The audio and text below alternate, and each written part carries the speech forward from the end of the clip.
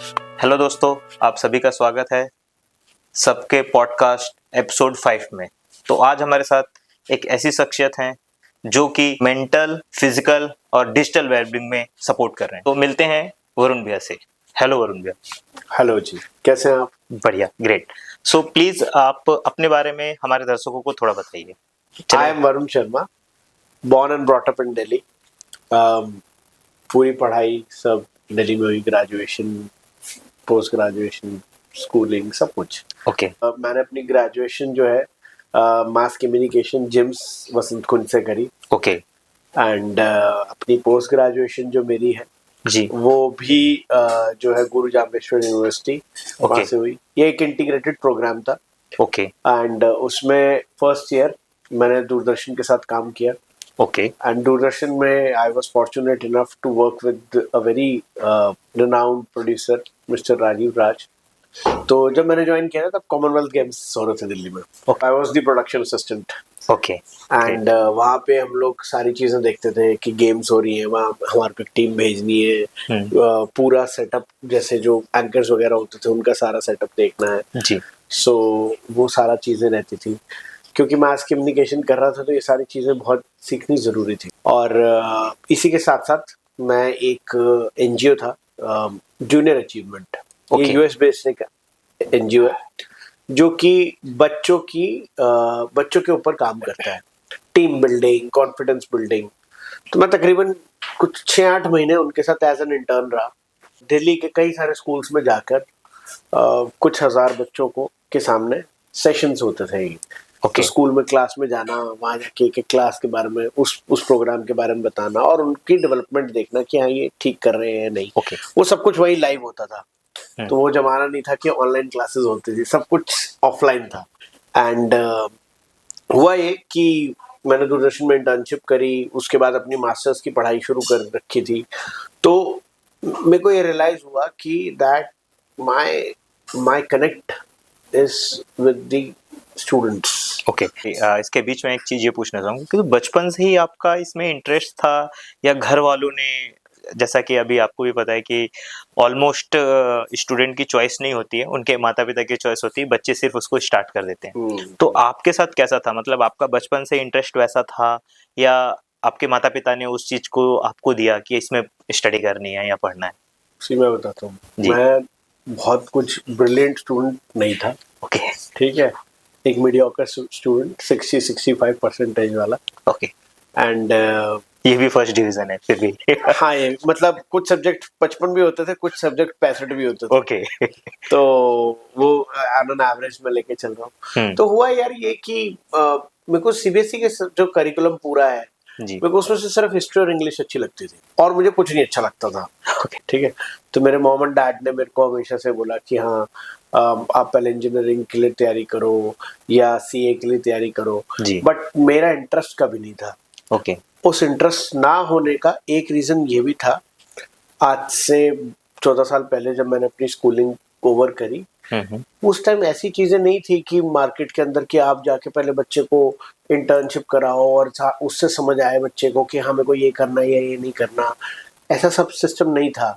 जो अंकल ने, चाचा ने, बड़े भैया ने बोल दिया वही बच्चे करते थे। और ये आई थिंक ट्रेंड आज भी है।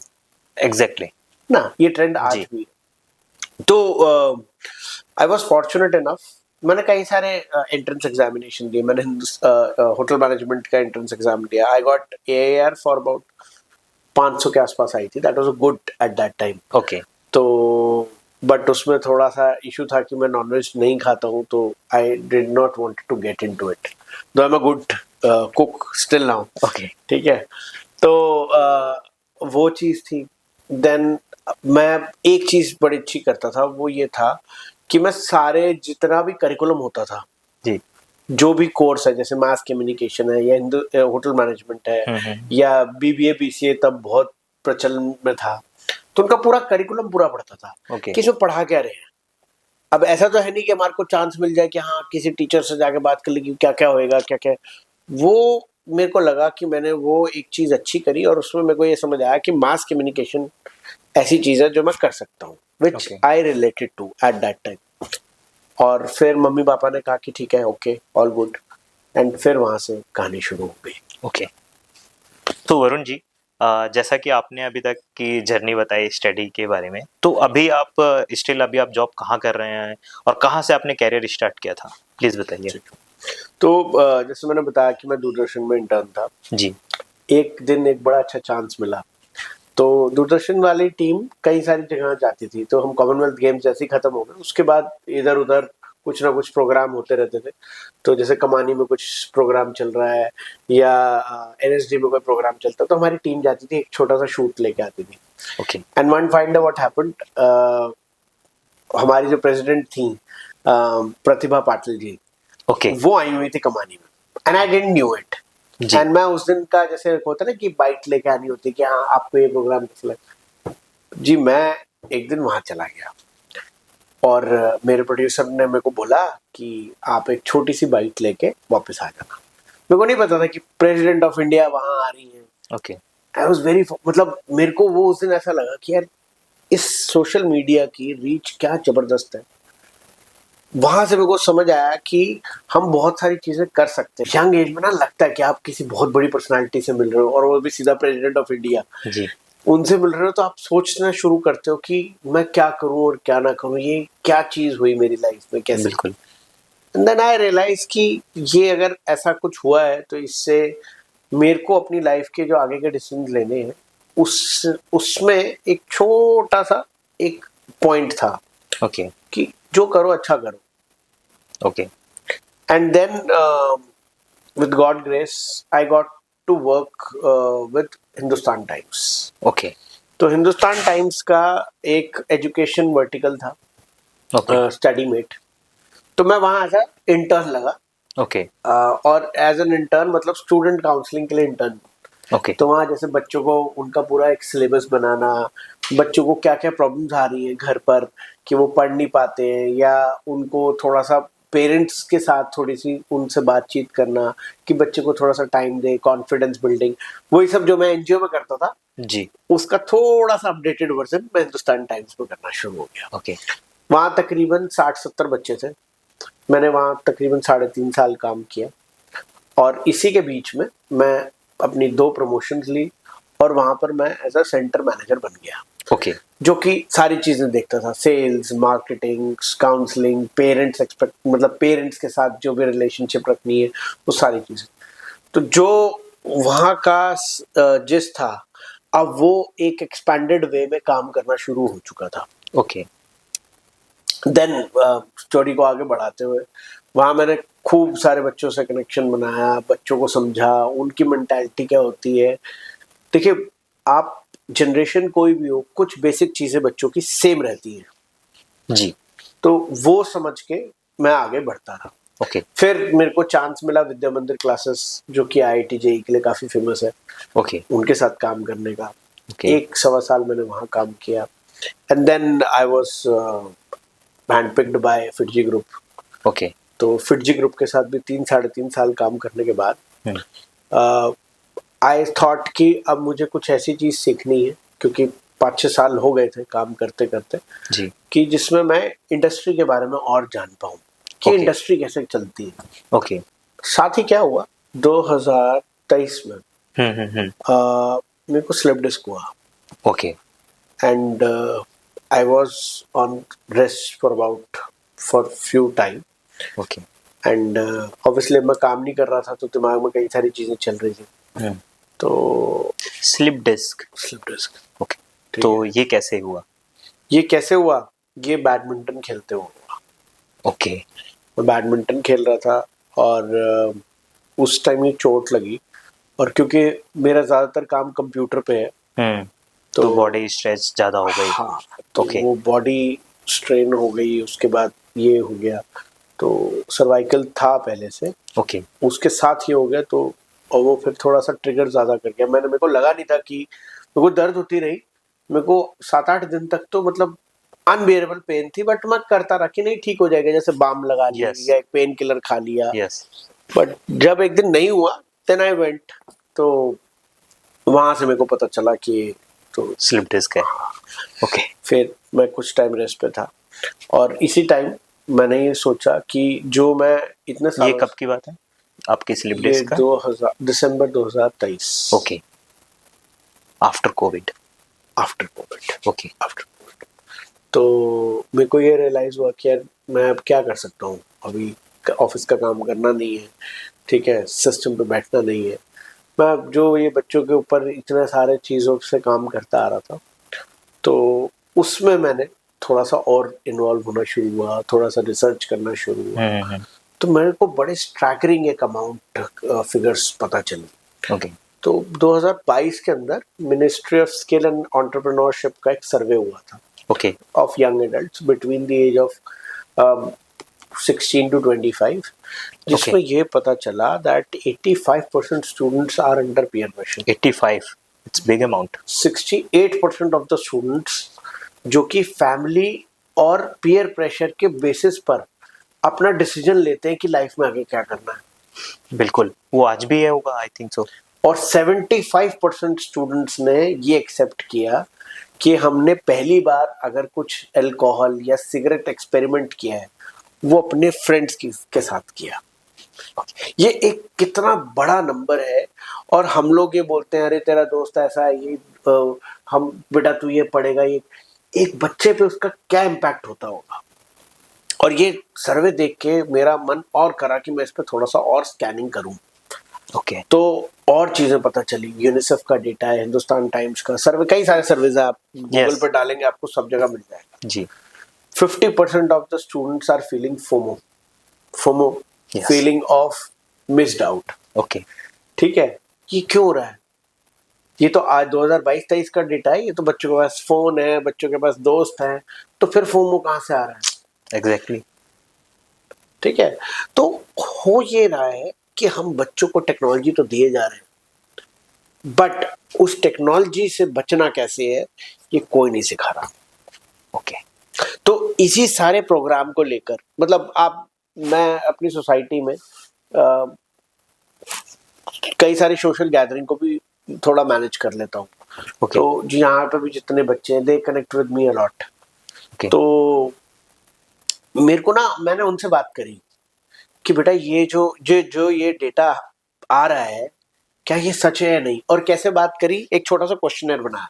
अब मास कम्युनिकेशन करने का ये फायदा हो जाता है, आपको क्वेश्चन सब बनाने आ जाते हैं। ओके। तो मैंने एक छोटा सा क्वेश्चनर बनाया, और जो बच्चे उस रेंज में आ रहे थे, छोटे बच्चों से मैंने नहीं करा, जो बच्चे उस रेंज में आ रहे थे उन सब बच्चों को फ्लोट करवा दिया। ओके। ऑनलाइन था, और उनको बोला कि आप अपने फ्रेंड्स को भी शेयर करो। ओके। तो जो डेटा गवर्नमेंट की साइट पे, वो तो बहुत बड़ा सैंपल था, मेरा सैंपल बहुत छोटा सा था, बट डेटा मैच कर गया। Okay. Peer pressure, family expectation कि नहीं तेरी बहन ने तो ये करा है तो तेरे को भी ये करना होगा, बिल्कुल, इतना परसेंट आया तो आपको भी करना पड़ेगा। भी करना है। एग्जैक्टली आज भी हम देखते हैं कि कहीं ना कहीं ऐसा होता है कि शर्मा जी का लड़का इतना परसेंट लाया तो तुमको तो लाना ही पड़ेगा। एग्जैक्टली वो प्रेशर बनता है। अब बच्चे की कैपेसिटी जी। और कैपेबिलिटी अगर 70 की है, 70% की है, आप उसको पुश करके, आप उसको थोड़ा सा मोटिवेट करके 80-85 तक ले जा सकते हो जी।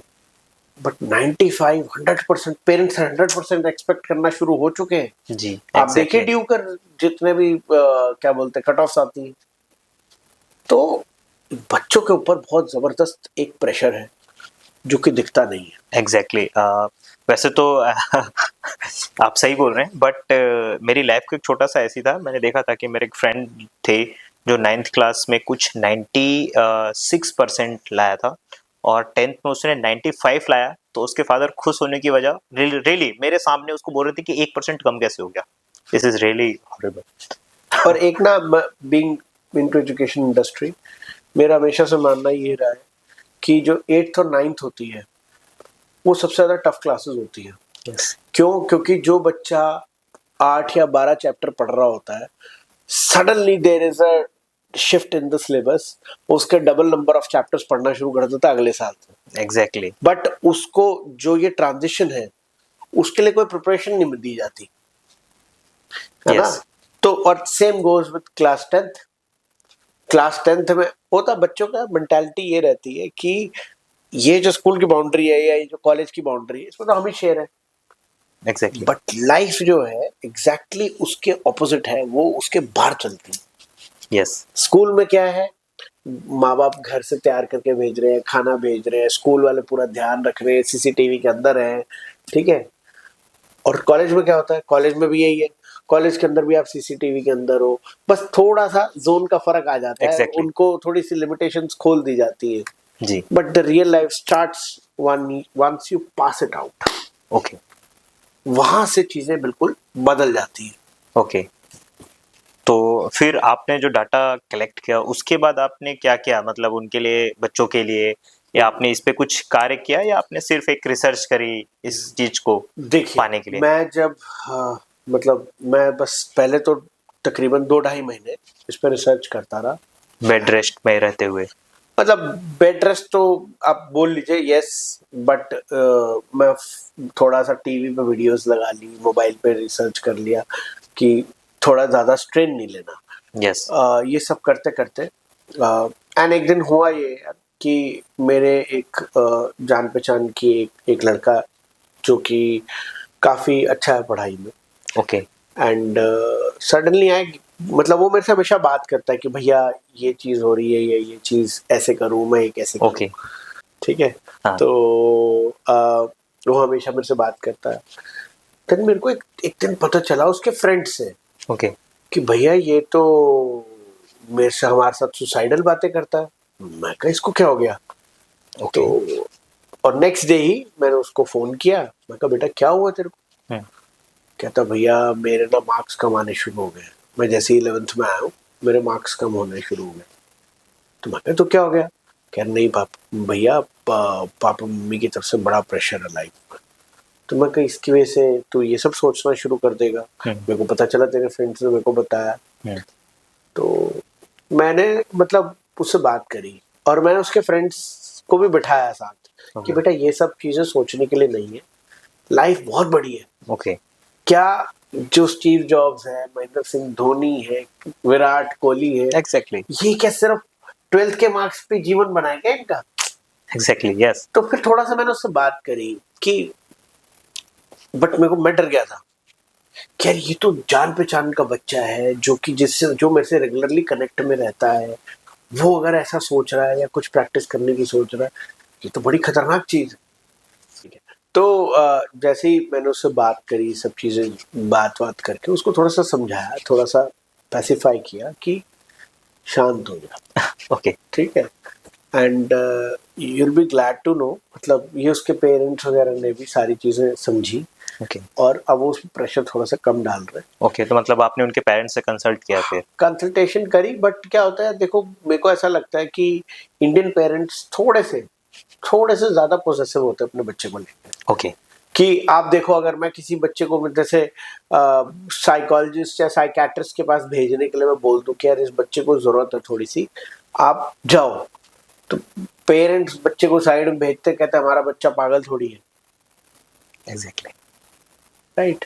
आजकल जो मेंटल हेल्थ इश्यूज क्यों हो रहे हैं, यस क्यों हो रहे हैं, उसका रीजन ये है कि तो ओपन एटमॉस्फेयर मिलता नहीं है बच्चों को एग्जैक्टली बात करने का, अंदर ही अंदर वो। अब जैसे अगर आपको भी याद हो, अगर आपके टीनेज में या आपके कॉलेज लाइफ में कोई दिक्कत होती थी, आप किससे जाके कंसल्ट करते थे? अपने दोस्त। अपने दोस्त। आपका दोस्त कितना ही जानता होगा आपके जितने? 10-15% या तो जितना ऊपर या ऑफिस नीचे, कॉलेज में मिले। यस है ना, 10-15% या तो ऊपर या नीचे। और with the kind of experience जितना उसको होगा, वो भी 10-15% ऊपर नीचे होगा। एग्जैक्टली तो ज्यादा डिफरेंस तो हुआ नहीं। जी यही चीज अगर आप अपने फादर या कोई अंकल या कोई बड़े भैया जो आपसे 10-12 साल बड़े हैं उनसे बात करोगे तो कैसे आंसर आएगा?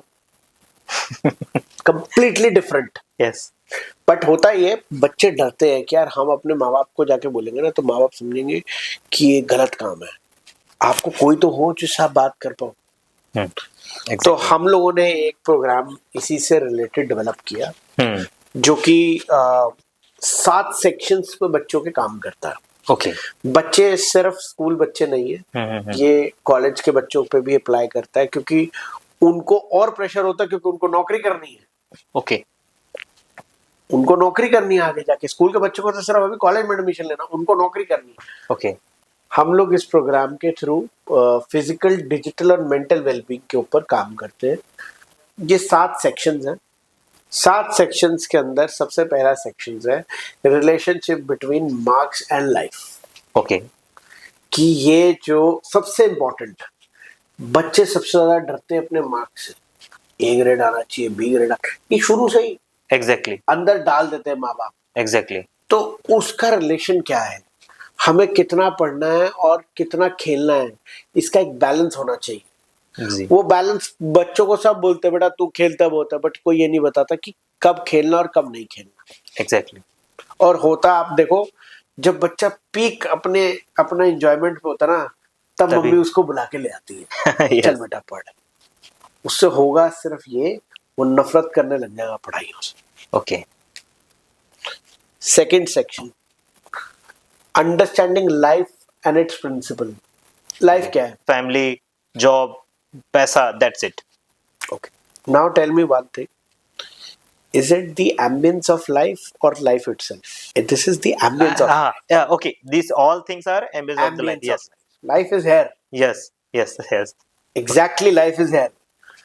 यही बच्चों को समझाना है। बच्चे कंफ्यूज हो रहे हैं कि ये जो हम नौकरी कर रहे हैं, जो हमारे पास गाड़ी है, ये जो हमारे पास घर है, ये जो हमारे को स्टेडियम में जाना है, ये जो हमारे फ्रेंड्स हैं, ये जो जी। हमारी फैमिली है, कजन्स हैं, ये सब एक लाइफ का एम्बियंस क्रिएट करता है। ओके। लाइफ जो है वो यहाँ है, उस पर थोड़ा सा ध्यान डालना बहुत जरूरी है। एग्जैक्टली। ठीक है। तो दूसरी थर्ड चीज आ जाती है कि, और ये हम कैसे समझाते हैं, ये हम उनको एक बेसिक छोटी छोटी एक्टिविटीज के थ्रू समझाते हैं। If you want you we can do this right now also. Okay. ठीक है, but let's go on with the thing. Third section हमारा आ जाता है mind and its working. Okay. Mind and its working, okay. कि दिमाग कैसे चलता है। ओके। मैं जितनी बार भी बच्चों से पूछा है, मैं आज तक तकरीबन 7-8 स्कूल्स में जा चुका हूँ, 2 यूनिवर्सिटीज में जा चुका हूँ। हमेशा बच्चों से मेरा पहला क्वेश्चन जाती सेशन में होता है, how many of you consider this mind as a circus. Okay. 90% बच्चों के हाथ उड़ जाते हैं। ओके। सर हमें समझ नहीं आ रहा है क्या हो रहा है। हम, और वो होता क्या है कि थोड़ी देर आपने आइस ब्रेकिंग जब कर ली, कि बच्चों से एक रिलेशन बन गया, उसके बाद जब आप ये पूछोगे तो बच्चे थोड़ा सा आंसर करते हैं कि यार हमें तो समझ नहीं आ रहा। बट फिर मेरा अगला क्वेश्चन होता है कि क्या आप कभी सर्कस देखने गए हो? ओके। तो बच्चे कहते हैं नहीं। मैं उनको बोलता हूँ जाओ ओके। सर्कस देखो। सर्कस जो होती है कभी भी ऐसे नहीं हो सकती कि कोई भी कुछ भी कर रहा है। Exactly. Very well coordinated activity. Yes. कि वो यहाँ से कूदेगा, वो यहाँ से एग्जैक्ट टाइम पे आएगा, वो एक दूसरे का डंडा पकड़ेंगे, फिर दूसरे डंडे से चले जाएंगे, Exactly. एग्जैक्ट टाइम पे कूदेगा, वो नीचे से पकड़ेगा। Same our mind works like this. Okay. हजारों साल की R&D होने के बाद आज मैं और आप और इस कैमरे के सामने बैठ के बात कर रहे हैं। Exactly. And what students are doing, 50% of them are saying we are facing FOMO, we are trying to we are going into depression, we are having mental health issues. So what kind of R&D this has been done? यही उनको बतानी है कि जो दिमाग है वो बिल्कुल अच्छे से कर सकता है सारी मिजरी और मिराकुलस थिंग्स जितनी भी लाइफ में आपके अभी तक हुई है या आगे होंगी, वो सबका एक्सपीरियंस यहाँ है। Just go with the kind, मतलब अच्छे तरीके से सोचो और चलो। हमारा अगला जो सेक्शन आता है बॉडी। ये बॉडी जो है ये ग्रेटेस्ट गैजेट है। ओके। सबसे बढ़िया से बढ़िया मशीन जितनी भी वर्ल्ड में बनी है वो इस मशीन ने बनाई है। ओके। Body, yes, right. तो इसको कैसे टेक केयर करूं। अब आप बच्चों से ये बोलोगे कि बेटा आपने नशा नहीं करना, क्यों नहीं करना, इसका आंसर कोई देता नहीं। ये बॉडी के अंदर जो फ्यूल जाता है खाना, यस, वो खाना कैसा होना चाहिए। लोग बार मजाक उड़ाते थे कि सात्विक आहार खराब है, ठीक है, ये पता नहीं क्या बातें होती है। But see now what studies are telling, बड़ी बड़ी यूनिवर्सिटीज, कार्नेगी मेलन, ये सब सब काम कर रही हैं ये जानने के लिए कि खाने का बॉडी पे असर कैसे होता है। ओके, जितना रॉ फ्रूट खाओगे उतनी बॉडी अच्छे से चलती है। यस, ठीक। एग्जैक्टली। अगला सेक्शन जो हमारा है उसके अंदर हम लोग बात करते हैं सोशल मीडिया मैनेजमेंट। ओके, बच्चे जो हैं बड़ा एक स्टैगरिंग डेटा था, आई थिंक ये यूनिसेफ का था या हिंदुस्तान टाइम्स का था, मेरे को एग्जैक्टली याद नहीं। उसमें एक डेटा ये आया था कि स्टूडेंट्स बिटवीन मतलब children between the age of 9 to 16 are spending more than 3 hours per day on phone. Okay, ये बहुत बड़ा नंबर है। 3 घंटे बच्चा आपका फोन पे खिच कर रहा है। एग्जैक्टली। और ये अभी के भी जनरेशन के लिए खतरनाक है, क्योंकि मैंने अक्सर कुछ माताओं को देखा है जो फीडिंग कराते समय, खाना खिलाते समय वो टीवी ऑन कर देते हैं, या फिर बच्चा रो रहा है तो तुरंत उनको फोन दे दिया। इजी वे आउट है। यस, इजी वे आउट है कि अपनी जान किसी तरह छुड़ा लो। बट माँ जितनी भी मदर्स होती हैं, मैं देखता हूँ कि उनका एक बड़ी टफ जर्नी होती है। यस, तो उनको ये समझना कि क्या और चीजें हैं, I think this is the need of the hour. Okay, phone या मोबाइल सिर्फ उससे काम नहीं चलेगा, यस, है ना, फोन या टीवी से। Yes, because before the mobile journey बच्चे तब भी रोया करते थे, और उनकी माएँ कहीं ना कहीं किसी न किसी तरीके से वो चुप होते थे। चुप होते अल्टरनेटिव्स ढूंढने चाहिए कि खाना खिलाते हुए बच्चे को फोन या टीवी ना दिखाया जाए। ओके, कुछ और ऑल्टरनेटिव्स, जैसे अभी आपने बताया कि बच्चे तो शुरू से दूध पीते आ रहे हैं, Yes, बट खाना कुछ खाते ना आ रहे कुछ और तो होता क्या है, उससे उसका रिलेशन नहीं बन पाता खाने का। ओके, और यही हम अपने अगले सेक्शन में सिखाते हैं, इनर मैनेजमेंट।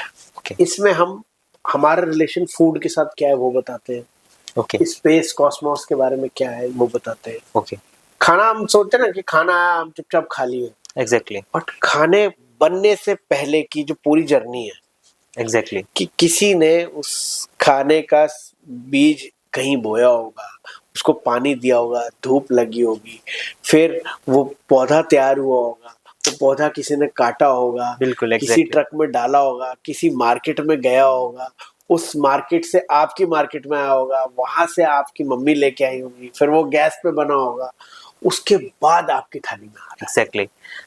बिल्कुल आप सही बोल रहे हैं। और इनफैक्ट मैं खुद अपने इस बिजी शेड्यूल में कभी कभी फ़ोन लेकर के पहले खाना खाता था, बट जब मैंने सदगुरु जी का एक वीडियो देखा जिसमें उन्होंने बताया कि फूड हमारे लिए 100% वो हमारे लिए ख़त्म होना चाहता है, बट हम उसको रिस्पेक्ट क्या दे रहे हैं, zero. Zero.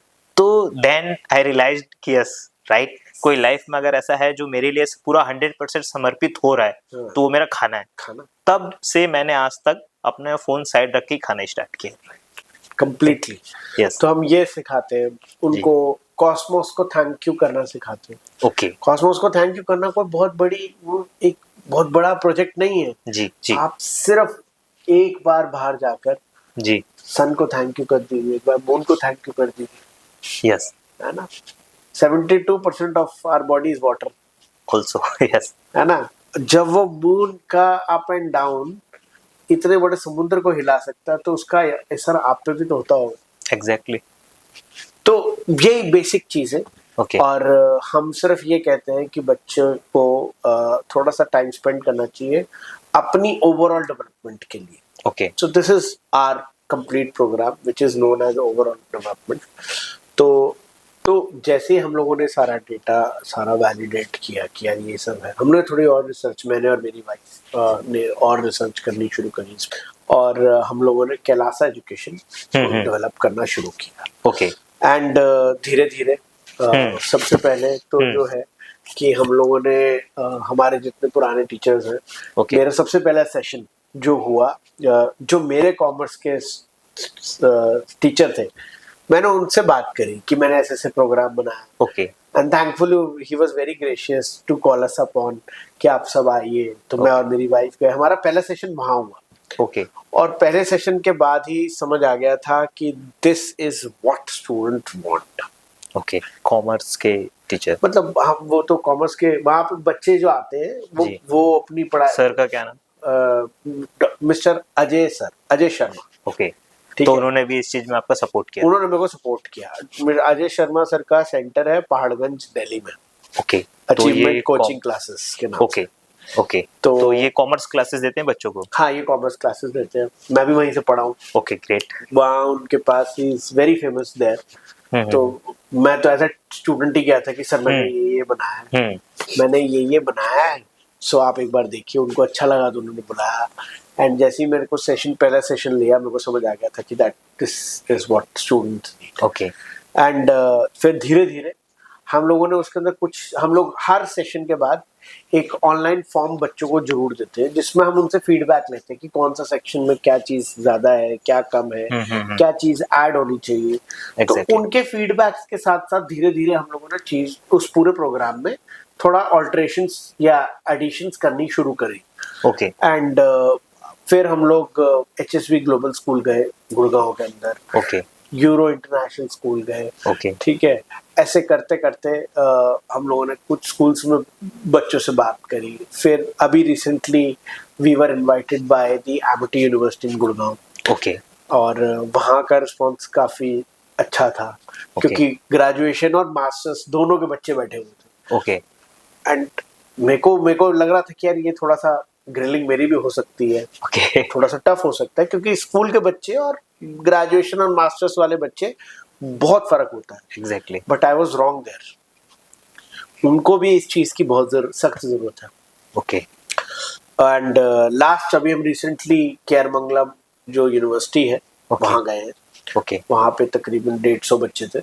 Okay, and I am sorry, मैं बार बार उनको बच्चे बोल रहा हूँ, but they are young adults, है ना। But this is how our journey has gone. इसमें मेरी वाइफ ने मेरी बड़ी हेल्प करी।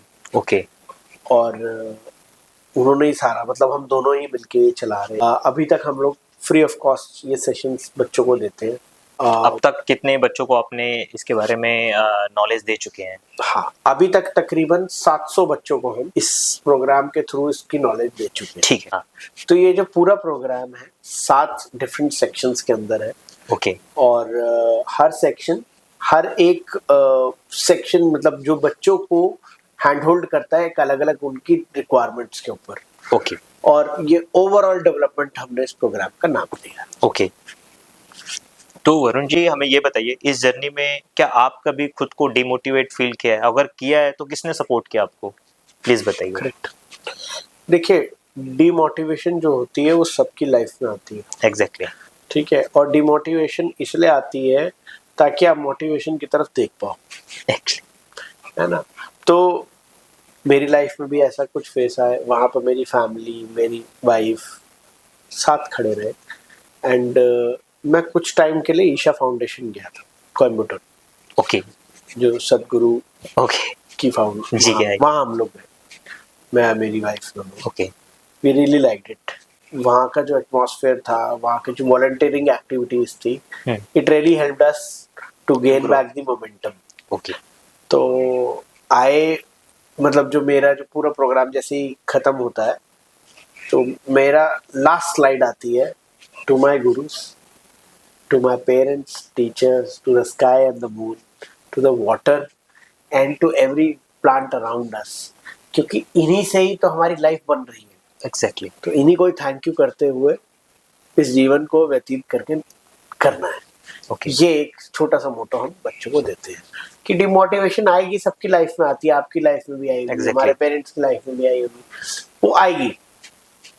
आपको उससे बाहर कैसे निकलना है, ये एक आपका नजरिया, और आपको कौन उस टाइम आपका हाथ पकड़ के उससे बाहर कर दे, ये बहुत इंपॉर्टेंट है। एग्जैक्टली, ठीक है।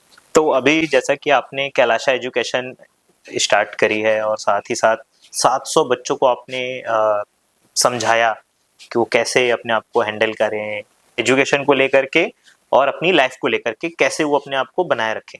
तो आपका नेक्स्ट स्टेप क्या है? मतलब आप इस मिशन को और बड़े लेवल पे ले जाना चाह रहे हैं या आप इतने में ही सीमित रहना चाह रहे हैं? प्लीज इसके बारे में बताइए। देखिए, मैं अभी तो यही सोच रहा हूँ कि इसको ज़्यादा से ज़्यादा स्कूल्स, कॉलेजेस तक पहुँचाया जाए। ओके, और ये जितना बेनिफिट कर पाए लोगों को उतना बढ़िया है। ओके। तो मैं आपके चैनल के माध्यम से मैं स्कूल्स, प्रिंसिपल्स, टीचर्स को रिक्वेस्ट करूंगा कि कॉल अस अपॉन, ओके। हम आके सेशन लेंगे। आप देखिए आपके बच्चों के अंदर, मैं ये नहीं कह रहा 100% चेंज आएगा, एक 20%, 25%, 50% चेंज भी अगर बच्चे की लाइफ में आ रहा है जी। तो वो बहुत बड़ी चीज है। ओके। और ये मैं अपने जो हमारे को फीडबैक मिलता है उसके बेसिस पे बोल रहा हूँ कि we have seen kids, young adults helping themselves out with this program. Okay. और ये प्रोग्राम बेसिकली है सिर्फ यही कि जिस अर्थ पे रह रहे हैं, जिसको हम मदर अर्थ बोलते हैं, इसको आप मदर अर्थ की तरह ट्रीट करना शुरू करोगे तो ये भी आपको अपने बच्चे की तरह ट्रीट करेगी। एग्जैक्टली। सो हेलो दोस्तों, यदि आपको लगता है कि आपके स्कूल, कोचिंग सेंटर या आपके कम्युनिटी सेंटर में ये प्रोग्राम होना चाहिए, तो स्क्रीन में दिए हुए नंबर पे आप डायरेक्ट कॉल कर सकते हैं कैलाश एजुकेशन को। ओके। मैंने और मेरी वाइफ ने इसको डेवलप किया और हम लोगों ने इसको रन किया। She takes care for everything, I am just the face. Okay. कि she is little shy of speaking, okay. But she is the main hand hold person. Okay. तो आप बात वगैरह भी करोगे तो सारा फोन उन्हीं पे जाएगा, मैं सिर्फ जाके सेशन लेता हूँ। ओके। तो we developed it and now we think कि अब टाइम है कि ज़्यादा से ज़्यादा बच्चों से कनेक्ट करके हम उनको हैंड होल्ड कर पाए थोड़ी बहुत चीज़ों में उनकी लाइफ की, जिससे उनकी थोड़ी सी हेल्प हो जाए और वो सेल थ्रू कर। Okay. So thank you so much Varun ji, आपने अपना अपना कीमती समय निकाला और हमारे पॉडकास्ट में आए। Thank you so much. Thank you, आप लोगों ने हमें बुलाया और आपके थ्रू, आपके चैनल के थ्रू जितने भी लोगों से, जितने भी बच्चों से, पेरेंट्स से हम कनेक्ट कर पाए और स्कूल से कनेक्ट कर पाए, तो इससे अच्छी बात नहीं हो सकती। Thank you so much. Thank you so much. ये था आज का एपिसोड। फिर मिलेंगे एक नए एपिसोड में एक नए गेस्ट के साथ। तब तक के लिए राधे राधे।